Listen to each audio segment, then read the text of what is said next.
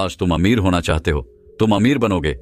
चाहे तुम जो भी चाहो वह तुम सब प्राप्त कर लोगे, लेकिन इसके लिए तुम्हें अपने मन को वश में करना होगा। इसी मन को अपने वश में कैसे करना है, ये आज की कहानी के माध्यम से आपको पता चलेगा। तो चलिए दर्शकों, कहानी की शुरुआत करते हैं। दोस्तों, बहुत समय पहले की बात है। एक नगरी में एक धनी सेठ रहा करता था। उसके पास हर वो चीज थी जो वो चाहता था। उसे किसी चीज की कोई कमी नहीं थी। उसका व्यापार भी बहुत अच्छा चल रहा था। उसके घर में वह, उसकी पत्नी और उसके 2 बच्चे रहा करते थे। सब कुछ बहुत अच्छा चल रहा था। तभी एक दिन उस सेठ के साथ अचानक कुछ हादसा हो गया और उस हादसे के बाद से वह हमेशा डरने लगा। उसके मन में न जाने कैसे कैसे डर पनपने लगे। धीरे धीरे उसका मन नकारात्मक विचारों की ओर आगे बढ़ने लगा, जिस कारण उसकी सोच भी पूरी तरह नकारात्मक हो चुकी थी और वह बहुत परेशान रहने लगा था। और अब धीरे धीरे ना ही उसका व्यापार अच्छा चलता था और ना ही उसके घर में कोई भी सदस्य सुखी से रह पाता था। उसके घर में किसी न किसी सदस्य की तबीयत हमेशा ही खराब रहती थी, जिस कारण वो बहुत चिंतित रहता, परेशान रहता। उसके मन में न जाने कैसे कैसे विचार उत्पन्न होने लगते और वह अपने व्यापार पर भी अब ध्यान नहीं दे पा रहा था, जिस कारणवश उसका व्यापार अब धीरे धीरे नष्ट हो रहा था और देखते ही देखते उसका व्यापार पूरी तरह से चौपट हो गया। अब ना तो उस सेठ के पास कोई व्यापार बचा था, कोई धन कमाने का तरीका बचा था, और ना ही उसके घर में अब कोई भी खुश था, कोई भी सुखी था। एक दिन वह घर पर बैठकर कुछ सोच रहा था। वह बहुत चिंतित लग रहा था।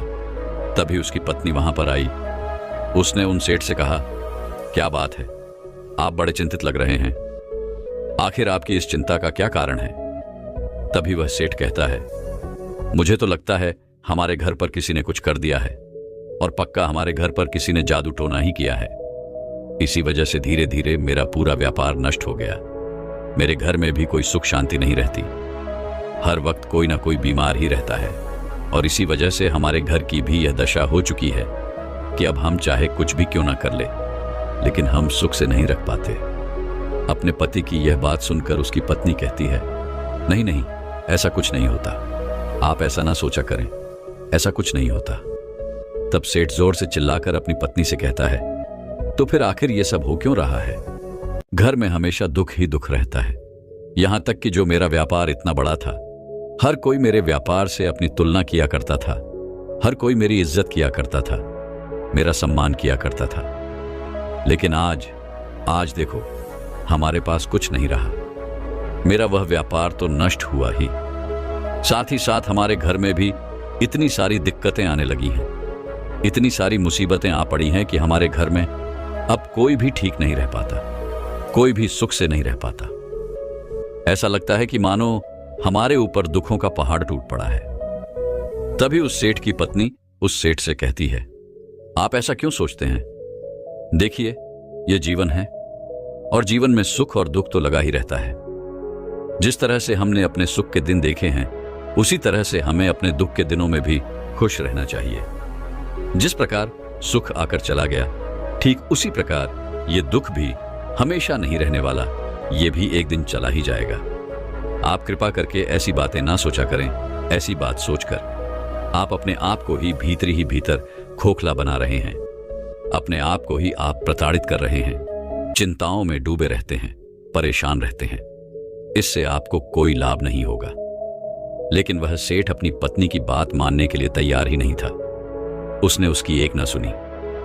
एक दिन की बात है, वो बाजार से अपने घर की ओर लौट रहा था। तब उसे रास्ते में एक साधु मिले। वह साधु बड़े ज्ञानी मालूम पड़ रहे थे। उनके चेहरे पर एक अजीब सा तेज था, जिसे देखकर वह सेठ मंत्रमुग्ध हो गया। वह सेठ पहले से ही साधु महात्माओं की बहुत इज्जत किया करता था, उनका बड़ा आदर सत्कार किया करता था। जब रास्ते में उसने उन साधु को देखा तो वह उनके चरणों में जा गिरा और उनसे कहने लगा, है महाराज, मैं बहुत दुखी हूं, बहुत चिंतित हूं, मैं बहुत परेशान हूं। ऐसा लगता है मानो दुखों का पूरा पहाड़ हम पर ही टूट पड़ा है। मेरा अच्छा खासा व्यापार था, लेकिन वह देखते ही देखते मेरी आंखों के सामने पूरी तरह चौपट हो गया। मेरा परिवार हमेशा हंसता खेलता रहता था, हमेशा खुश रहता था, लेकिन अब जैसे घर में हमेशा एक मातम छाया रहता है। घर की खुशियां न जाने कहां गुम हो गई है। घर में हमेशा कोई न कोई बीमार ही रहता है। ऐसा लगता है मानो हमारे घर पर किसी ने कुछ कर दिया है। मेरे घर की पूरी खुशियां नष्ट हो चुकी हैं। उन सेठ की सारी बातें उन साधु ने बड़ी ध्यानपूर्वक सुनी। उसके बाद वह साधु कहते हैं, तुम्हारा घर कहाँ है? तभी सेठ उन साधु के साथ अपने घर की ओर चल पड़ता है और उन्हें अपने घर पर लेकर आता है। उनका आदर सत्कार करता है और कहता है महाराज, आप मेरे घर पर नजर घुमाइए और देखिए कि मेरे घर में ऐसा क्या हो रहा है जिस कारण हमें इतने दुखों का सामना करना पड़ रहा है। हमारी खुशियां गुम सी हो गई हैं। हम हमेशा दुखी रहते हैं, परेशान रहते हैं, चिंतित रहते हैं। उन सेठ के कहने पर उस साधु ने घर में यहां वहां देखा। तभी उसे घर के बाहर एक भैंस बंधी हुई नजर आई और वह भैंस अच्छा खासा दूध देती थी। बस साधु थोड़ा सा लोभी था, थोड़ा लालची था और उस भैंस को देखकर उसके मन में भी एक लालच उत्पन्न हो गया। तभी वह साधु उन सेठ से कहता है, बेटा, तुम्हारे घर पर तो 7.5 लगी हुई है। तुम्हारे घर पर न जाने किसी ने टोना कर दिया है और तुम्हारा धंधा भी इसी कारण पूरी तरह चौपट हो गया और इसी वजह से तुम्हारे घर में भी कोई सुख से नहीं रह पाता। और ऐसा ही चलता रहा तो एक दिन तुम सड़क पर आ जाओगे और तुम्हारे पास कुछ नहीं बचेगा।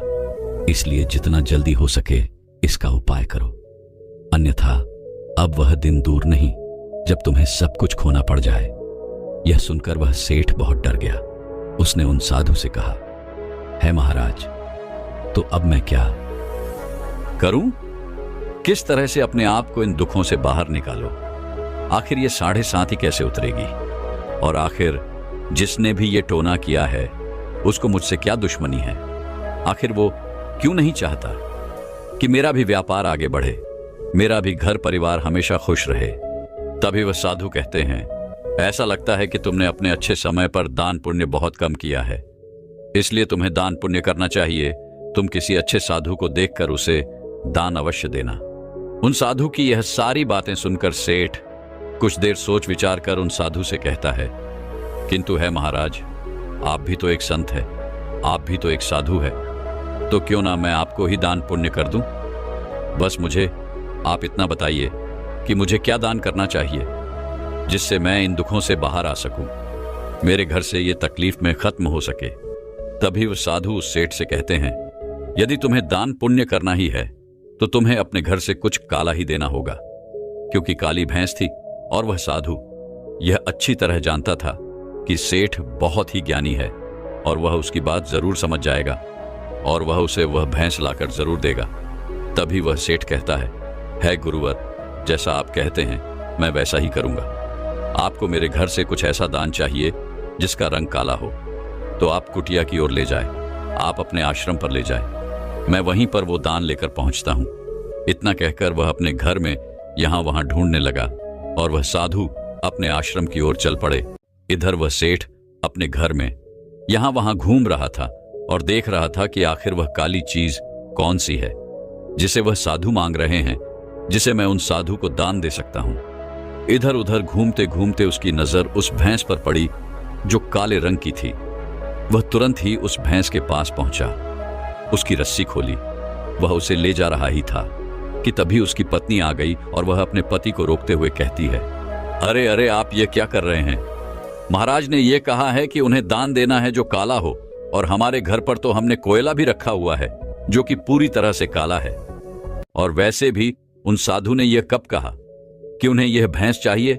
वे सेठ अपनी पत्नी की बात समझ जाता है और वह अपनी पत्नी की बात मान लेता है। वह कुछ कोयला लेकर दौड़ा दौड़ा उन साधु के पास पहुंचता है और उन्हें प्रणाम करके वह कोयला उन्हें दान दे देता है।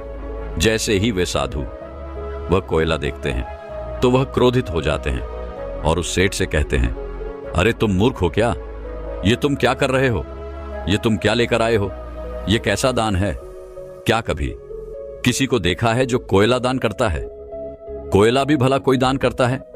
तभी सेठ उन साधु से कहता है महाराज, मुझे क्षमा करें, मुझसे गलती हो गई, लेकिन आप ही ने तो कहा था कि दान देना काला काला, तभी तो मैं आपके लिए कोयला लेकर आया हूं और मेरे घर पर इससे काली चीज और कोई नहीं थी।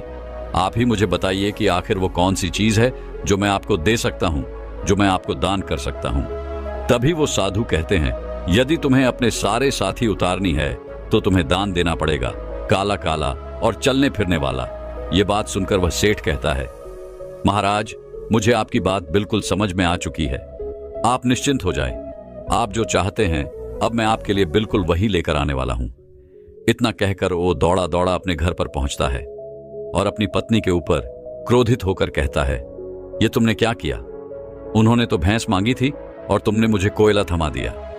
अब की बार उन्होंने साफ साफ कहा है, यदि अपनी 7.5 खत्म करनी है तो तुम्हें दान देना होगा, काला काला और चलने फिरने वाला। इस पर उस सेठ की पत्नी कहती है, रुकिए, महाराज ने कहा है कि काला काला और चलने फिरने वाला। आप यहीं पर रुकिए, मैं अभी लेकर आती हूं। वह सेठ की पत्नी घर के एक कमरे में जाती है और वहां से एक चूहा पकड़कर लाती है जो एकदम काला था और चलता फिरता भी था। वह उसे अपने पति को थमाते हुए कहती है, जाओ और महाराज को यह दे दो। और तुरंत दौड़ा दौड़ा उन साधु के पास पहुंचता है और उन्हें प्रणाम करके वह चूहा उन्हें अर्पित कर देता है, जिसे देखकर वह साधु क्रोधित हो पड़ते हैं और कहते हैं, तुम मूर्ख हो चुके हो, तुम्हारी बुद्धि भ्रष्ट हो चुकी है। भला चूहा कोई दान में देता है? तुम बहुत बड़ी गलती कर रहे हो। यदि तुम इसी प्रकार गलतियां करते रहे तो तुम्हें मेरे क्रोध से कोई नहीं बचा सकता और मैं तुम पर एक और 7.5 लगवा दूंगा।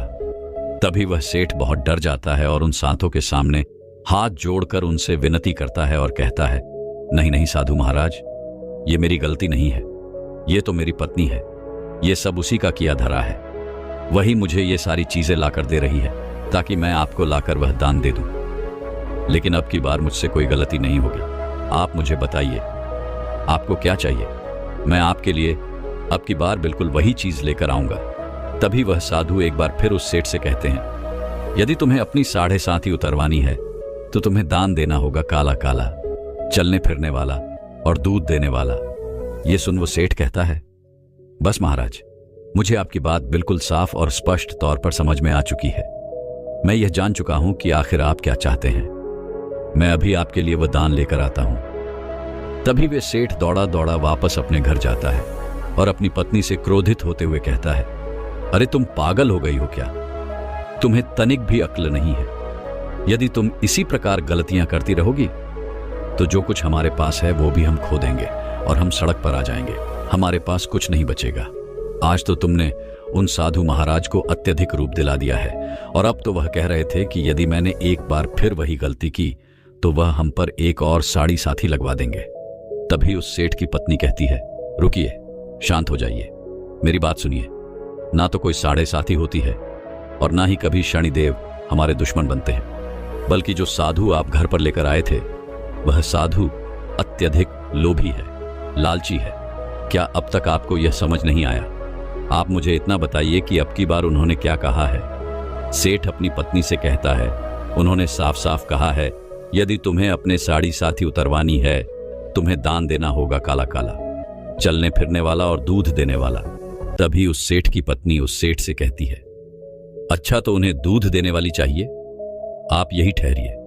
इतना कहकर उस सेठ की पत्नी अपने घर से निकलकर बगल की घर की ओर जाती है जहां पर एक कुतिया रहती थी।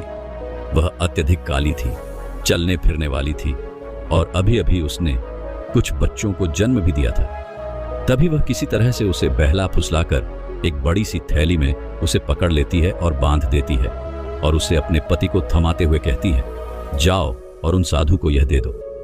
वे सेठ तुरंत ही उन साधु के पास पहुंचता है, उन्हें प्रणाम करता है और उन्हें वह कुतिया थमा देता है और कहता है, साधु महाराज लीजिए, ये एकदम काली है, चलने फिरने वाली है और तो और ये दूध भी देती है। ये देखकर वह सात तुम महाराज हंसने लगे और उस सेठ से कहते हैं, मैं तुम्हें जितना ज्ञानी समझता था तुम उतने ज्ञानी तो नहीं हो। यदि तुम इतने बड़े ज्ञानी होते तो तुम यह पहले ही समझ जाते कि कोई 7.5 नहीं होती और ना ही हमारी किस्मत हमसे कोई छीन सकता है। जो कर्म हमने किए हैं उसका फल तो हमें मिलना ही है और मैं ये भी जानता हूं कि जो कुछ तुम्हें किया है ये सब तुम्हें तुम्हारी पत्नी ने ही बताया है। इसलिए मैं तुम्हारे घर चलना चाहता हूं और तुम्हारी पत्नी से मिलना चाहता हूं। तभी वह सेठ और वह साधु महाराज उसके घर पहुंचते हैं और उस सेठ की पत्नी से वह साधु तुम महाराज कहते हैं, मैं तुम्हारा यह दृढ़ संकल्प देखकर बहुत खुश हुआ। तुमने अपने चरम संकल्प से मुझे एक बार नहीं बल्कि कई बार मात दी है। मैंने तो कई बार तुम्हारे पति को यह समझाया कि मुझे तुम्हारी भैंस चाहिए, लेकिन तुमने हर बार अपने पति को बेवकूफ बना दिया और मुझे भी कई बार तुमने मात दे दी। मैं तुमसे बस इतना ही कहने आया हूं कि जो दृढ़ संकल्प तुमने अपने मन में रखा है उसे यूं ही बरकरार रखना। अपने मन में हमेशा अच्छा सोचना, सकारात्मक सोचना, फिर देखना तुम्हारा कोई कुछ नहीं बिगाड़ सकता। जैसे विकल्प तुमने किए हैं उसका फल तुम्हें अवश्य मिलेगा, क्योंकि हम अपनी किस्मत खुद बनाते हैं। और यदि तुम इसमें और भी शक्तिशाली होना चाहती हो तो आज मैं तुम्हें ऐसे 2 शब्द बताने जा रहा हूं जिसे यदि तुमने अपने जीवन में उतार लिया तो यह तुम्हारा भविष्य बदल कर रख देगा। यह तुम्हारा पूरा जीवन बदल कर रखने की क्षमता रखता है। आगे वह साधु उस सेठ की पत्नी से कहते हैं, हमारा मन बहुत शक्तिशाली होता है, किंतु हम में से कोई भी अपने मन की इस शक्ति का इस्तेमाल सही ढंग से नहीं कर पाता। बस हमें अपने मन को समझने की आवश्यकता है, इसे सही दिशा देने की आवश्यकता है। यदि हम ऐसा करने में सक्षम हो जाते हैं तो हम जो कुछ भी चाहते हैं वह हमें मिल जाता है। तभी वह सेठ की ओर इशारा करते हुए कहते हैं, जब तुम्हारे साथ वह घटना हुई थी उसी के साथ तुम्हारे मन में नकारात्मक विचार बैठ गए, नकारात्मक सोच बैठ गई और तुम हमेशा उन्हीं नकारात्मक विचारों में खिले रहते थे, उसी के बारे में सोचते रहते, जिस कारण तुम्हारा व्यापार भी धीरे धीरे चौपट होने लगा और तुम्हारे घर की सुख शांति भी पूरी तरह से नष्ट हो गई। तुम्हारे घर में हमेशा आए दिन कोई ना कोई बीमार पड़ता ही रहता है। लेकिन आज मैं तुम्हें इस ब्रह्मांड के सबसे शक्तिशाली 2 शब्द बताने जा रहा हूं। इन्हें याद रखना। इन शब्दों के बीच में जो कुछ भी तुम कहोगे, जो कुछ भी तुम डालोगे, वही तुम बन जाओगे।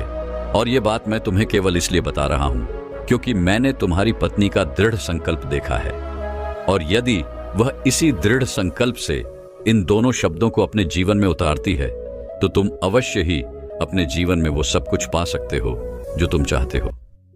तुम्हारी पत्नी के मन में वो विश्वास है और उस विश्वास से वह जो कुछ चाहती है वह हासिल कर सकती है।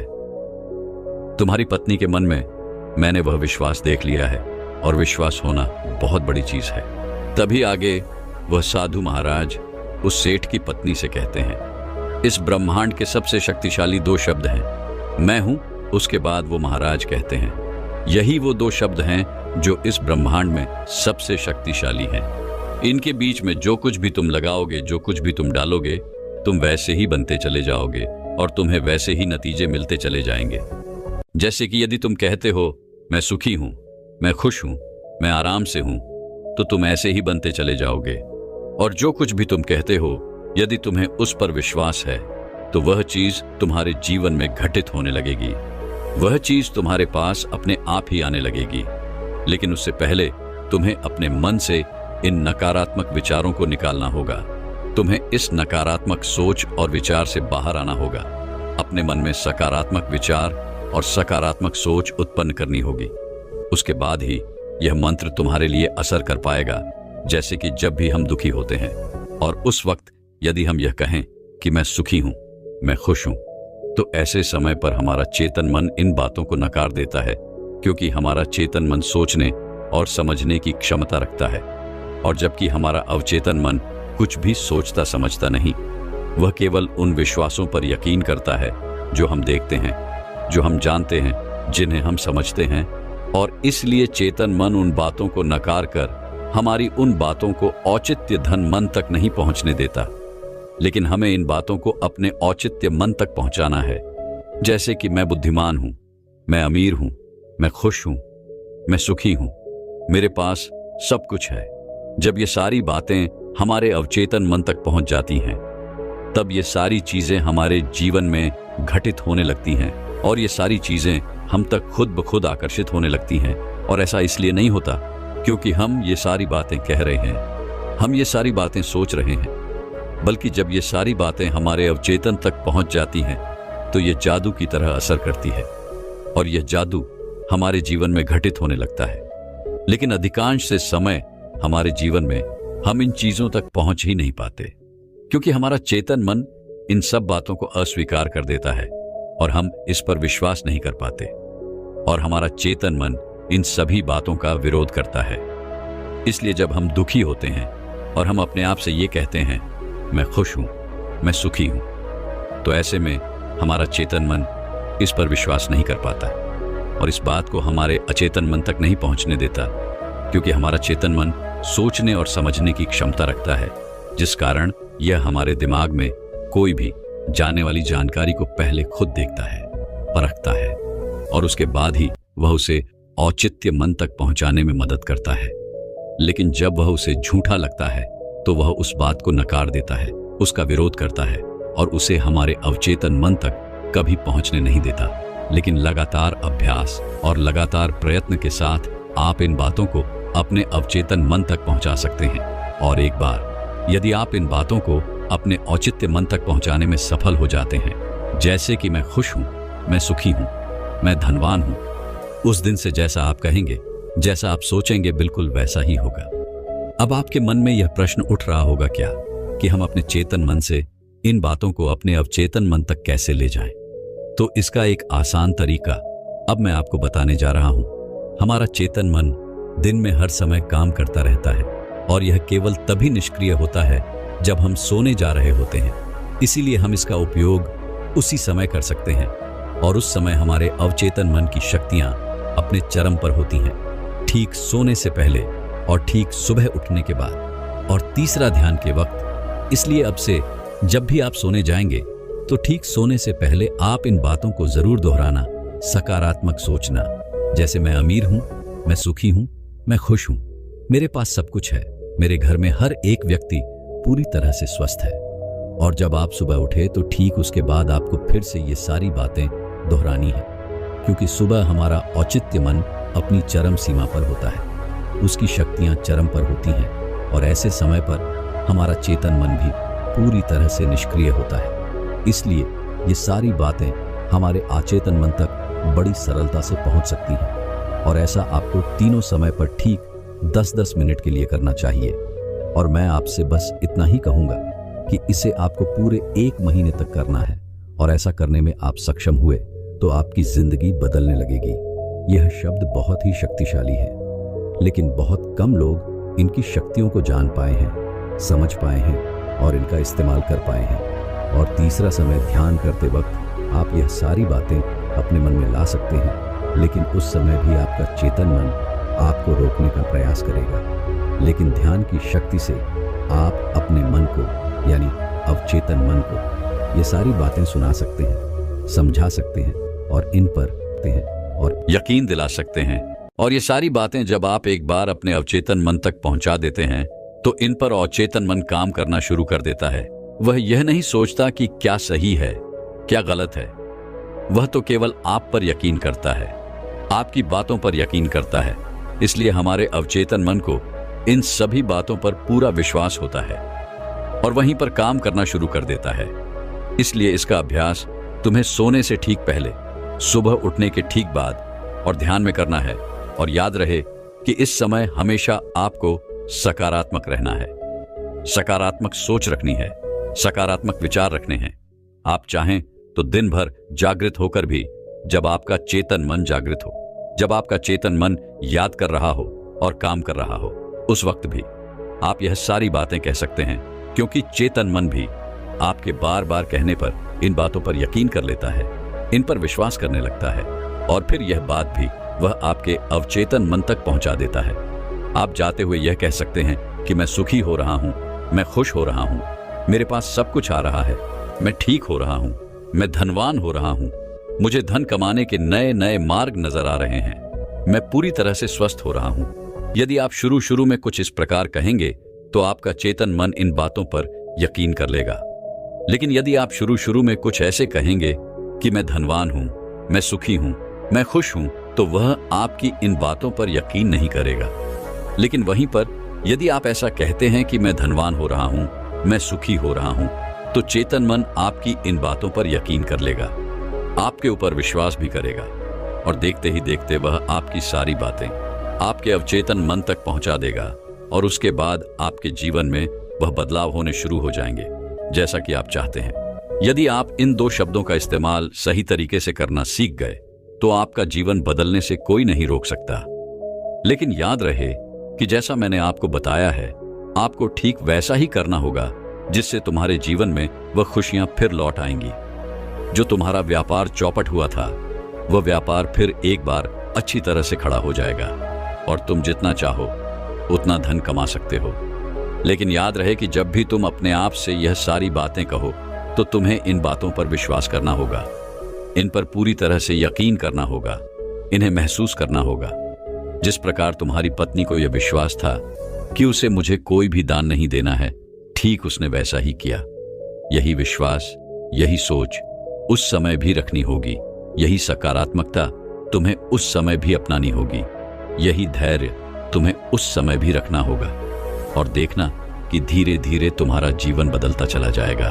तुम नकारात्मकता से सकारात्मकता की ओर बढ़ने लगोगे और तुम्हारा जीवन पूरी तरह से बदल जाएगा। तुम जैसा चाहोगे बिल्कुल वैसा ही होगा। दोस्तों, यदि आप भी अपने जीवन में कुछ इस तरह से बदलाव लाना चाहते हैं तो आपको इन तरीकों को अपने जीवन में उतारना चाहिए। एक बार जो बातें हम अपने अवचेतन मन तक पहुंचा देते हैं, वो बातें हमारे जीवन में घटित होने लगती हैं और हमारा जीवन बदलने लगता है। फिर चाहे वह नकारात्मक विचार या सोच हो या फिर सकारात्मक। इसलिए हमेशा अपनी सोच को सकारात्मक बनाए रखें, हमेशा अपनी सोच को सकारात्मक रखें। इसमें थोड़ा समय जरूर लगता है, लेकिन उसके बाद जो नतीजे आपको देखने को मिलते हैं उससे आप हैरान रह जाएंगे, क्योंकि इसका अनुभव कईयों ने किया है। कई लोग इस पर यकीन करते हैं। बड़े बड़े संत महात्मा भी इस बात को मानते हैं, स्वीकार करते हैं। तो फिर ये बातें झूठी कैसे हो सकती हैं? हम भलाई से कैसे नकार सकते हैं? इसलिए विश्वास के साथ आपको ये सारी बातें अपने आप से कहनी है और आप देख पाएंगे कि आपका जीवन जादू की तरह बदलने लगेगा। जैसा आप सोचोगे बिल्कुल वैसा ही होगा, जैसा आप चाहोगे आपको बिल्कुल वही मिलेगा। दोस्तों, मैं उम्मीद करता हूं कि यह कहानी सुनने से आपके जीवन में अच्छे बदलाव आए होंगे। आपको इस वीडियो से क्या सीखने मिला ये कमेंट करके जरूर बताइए और अपने परिवार, दोस्तों या आपके करीबी इंसान के साथ ये कहानी शेयर करके उन्हें भी इस ज्ञान से परिचित करवाए। बाकी अगर आपको ये वीडियो दिल से अच्छी लगी हो तभी इस वीडियो को लाइक कर देना और आपने अब तक इस चैनल को सब्सक्राइब न किया हो तो चैनल